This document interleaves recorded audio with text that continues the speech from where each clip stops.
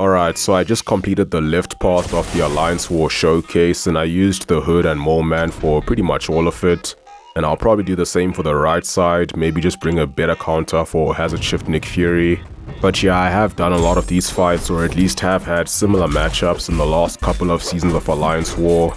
In fact, CGR with Steady Build Up Fury is the fight I did the most in Season 48 and 49, because I was mostly running Part 4 and this was the most common placement.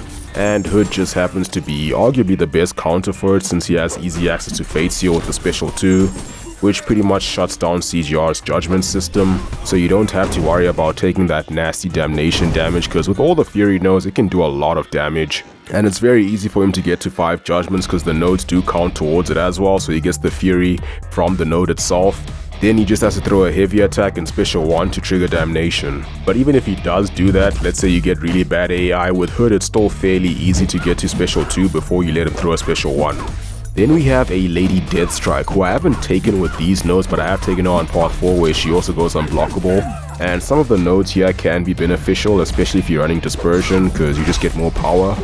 But there is also Buffet, and Hood's invisibility is a buff, so I have to watch out for that. So what I'll typically do is I'll try to dex before activating invisibility, just so Buffet doesn't charm my invisibility buff. Then once I drop the Special 2, Fate Seal will be on her, so I have a pretty good chance of bypassing that, since that does lower ability accuracy by 65%. It didn't always get bypassed, but it was easy enough to play around it and make sure that I'm not just taking hits while I'm not invisible. She does go unblockable after activating 10 regen buffs, which can happen relatively quickly with Buffet and Overload, but Hood counters that pretty well, so I think she only triggered 3 regens in this fight. So besides the 1 or 2 times I triggered Buffet, it was a pretty straightforward fight after the Special 2. Then next up is Orus with some Part 8 nodes. Haven't done Part 8 before, but I have taken some Orus mini-bosses.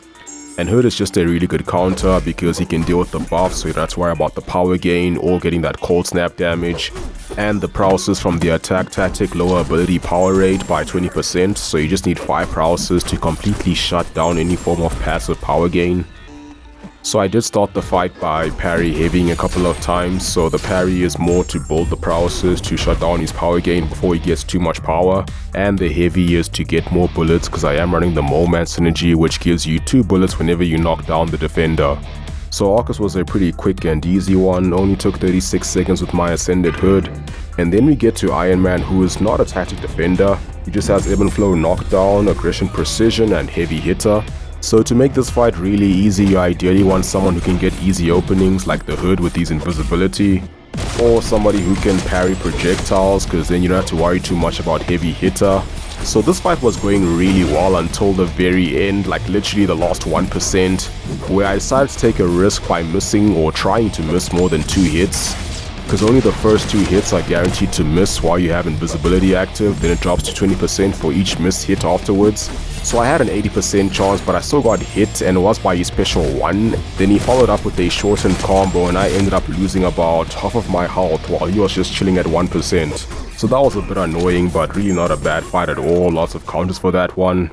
And then we have some Mole Man fights. So next up is a Spot with Steady Build Up Unblockable and Special Burst Lockdown. So pretty straightforward for Mole Man because he can block unblockable attacks. But more importantly, he can Purify on demand, so you don't even have to worry about him going unblockable. If you just bait and punish his special attacks so he doesn't trigger the Untouchable and get all those ruptures on you. So I only activate Frenzy when I'm about halfway through the fight because that's when I'm fairly confident I can take him out with 1 Special 2 and a combo. Then next up we have Void with Power Snack, 1 too many hits, and Prowess Build Up Unblockable. Now this is the most recent fight of all these fights that I've done in Alliance War. I think I took it last week with Mole Man. So he works pretty well because he's just a good Void counter, and that's the main thing you really need for this fight. Because Power Snack is not that bad since you can just bait and punish his Special 2 fairly easily. The thing that typically hurts you the most is the debuffs, so just being able to purify them makes this fight fairly simple. Because it's not just Void's debuffs, but also the power sting you get when Void gets a bar of power. So similar to Spot, I only trigger Frenzy about halfway through the fight, although this time I forgot about Power Snack, so I wasn't able to retaliate with the Unstoppable. I ended up taking a combo instead. But otherwise not bad at all, and rank 3 Mole Man just tears through these science champs with the guaranteed crits. Then the final part fight was a Shuri with Combat Deja Vu Prowess, Prowess Puncture and Conflictor. So I used Hood for this one because he's a pretty good Shuri counter, and he just works well for the node since he has buff control for the Deja Vu prowess. And Conflictor isn't really an issue because once again the tactic process shut that down. But also Hood himself doesn't really need to land any debuffs, he gets easy openings with invisibility, although you can't parry Shuri anyway. So that also ended up being a pretty standard Hood fight. And then finally we have the Thing boss, where I did swap out a champ.